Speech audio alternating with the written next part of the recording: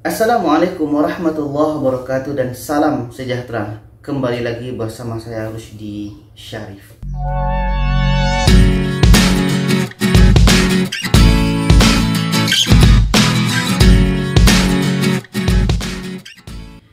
Baiklah sahabat dan penonton semua, apa kabar? Semoga kita selalu sehat-sehat saja. Rezeki kita semakin dilancarkan ya. Urusan kita semakin dimudahkan. Dan apapun yang kita buat ini selalu menyenangkan. Happy saja ke depannya. Jadi ini sahabat dan penonton sekalian, ini berkenaan dengan judul kita pada kali ini, yaitu jangan masuk ke Malaysia kalau hanya untuk ini. Ya, ini bukan hanya untuk warga negara Indonesia ya, tapi juga negara-negara mana saja yang masuk ke Malaysia ini. Karena yang masuk ke Malaysia ini bukan satu negara, banyak negara, berbagai negara yang masuk ke Malaysia ini. Apakah masuk untuk urusan kerja, untuk urusan melancong dan lain-lain. Jadi, ketika kita masuk ke Malaysia ini, jangan pernah hanya untuk beberapa perkara ini. Ya, kita di sini berbincang ya, share secara ringan saja. Karena apa yang saya sebut ini memang itulah yang terjadi. Faktanya memang begitu. Jadi nanti kalau ada sahabat dan penonton ada sesuatu yang ingin ditambahkan, boleh komen di bawah atau saran-sarannya ya. Di sini kita sifatnya hanya ingin membangun supaya kedepannya kita menjadi lebih baik lagi. Jadi yang pertama adalah ini yang paling banyak kita temukan ya di media sosial. Apalagi kalau kita buka Facebook Jabatan Imigresen Malaysia, sangat banyak kita temukan ini. Yaitunya jangan masuk secara ilegal, masuk melalui tempat-tempat yang tersembunyi, masuk waktu malam hari, atau lebih istilahnya menjadi parti, pendatang asing tanpa izin.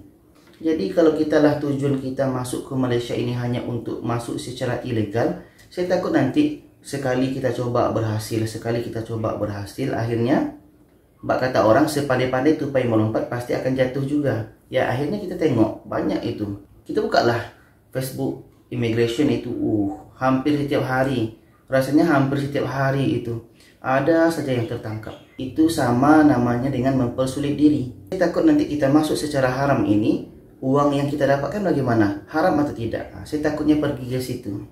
Itu yang pertama. Yang kedua, ketika kita telah berhasil masuk secara legal, secara sah di Malaysia ini, dan ketika kita mendapatkan pekerjaan, jangan bermain-main dengan pekerjaan. Ini banyak juga.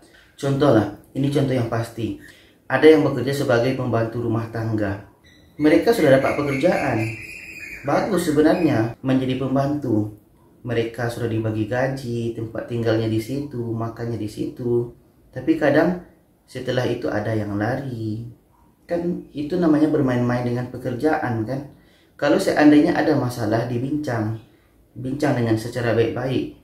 Kalaupun ingin pergi tak puas hati di situ, ia berhenti secara baik-baik. Begitu. Dan ini pun pernah terjadi di depan mata saya sendiri. Saya ada mengajar ke rumah student saya. Di situ ada bibi, pembantunya pun orang kita. Baru sebulan kerja, 2 bulan kerja dah lari. Dengan berbagai alasan ya.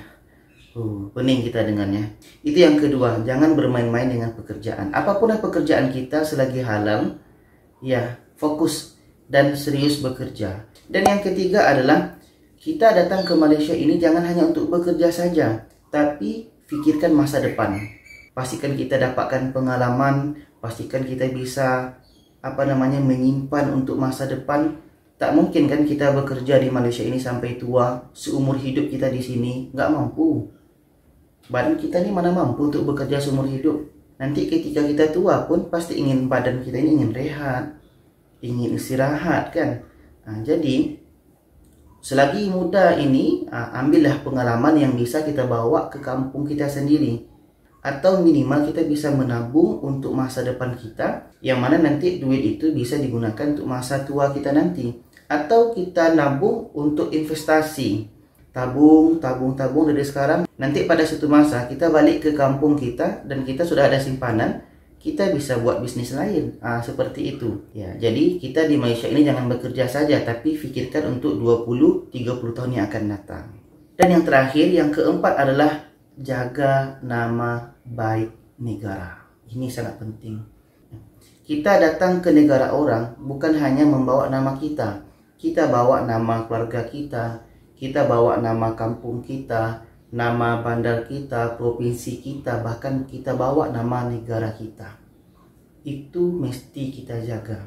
Jangan nanti kita terdengar oleh orang kampung kita, oleh orang negara kita, si E ini macam ni rupanya. Jadi kita nggak bagus image kita di hadapan orang jadinya. Apalagi kita sampai memalukan negara. Banyak juga orang-orang kita yang buat case, buat masalah di Malaysia ini. Ya, kita kan yang malu siapa? Pastinya negara kita.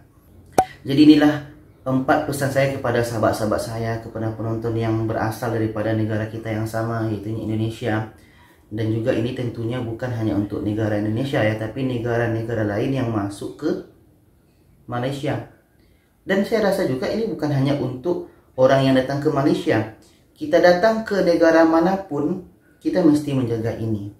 Bahkan orang negara Malaysia pun yang datang ke negara lain untuk bekerja, yang ini pun mesti jaga. Mesti kita jaga sama-sama.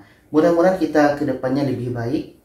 Ke depannya kita bisa menjadi orang yang lebih baik, menjadi orang yang lebih bijak dalam mengambil keputusan, dan kita dibukakan pintu hati untuk melihat kebenaran. Mudah-mudahan kita dengan mengambil langkah yang bijak, langkah yang baik, itu bisa membuat kita menjadi pribadi yang lebih baik lagi. Minta maaf daripada saya, ini bukan untuk mengajar kita, karena yang menonton ini bukan hanya berumur sebaya dengan saya, tapi ada juga orang-orang yang di atas saya. Jadi niat saya di sini bukan untuk mengajar, tapi hanya untuk kita saling ingat mengingatkan. Kalau saya salah pun diingatkan juga. Jadi kita di sini diskusi, bincang. Jadi komen di bawah supaya minda kita lebih terbuka untuk langkah kita ke depan. Dan jaga diri, jaga SOP, jaga keluarga. Mudah-mudahan kita selamat daripada COVID-19 ini. Terima kasih. Jangan lupa share video ini kepada yang lainnya supaya lebih ramai yang tahu. Terima kasih. Wassalamualaikum warahmatullahi wabarakatuh.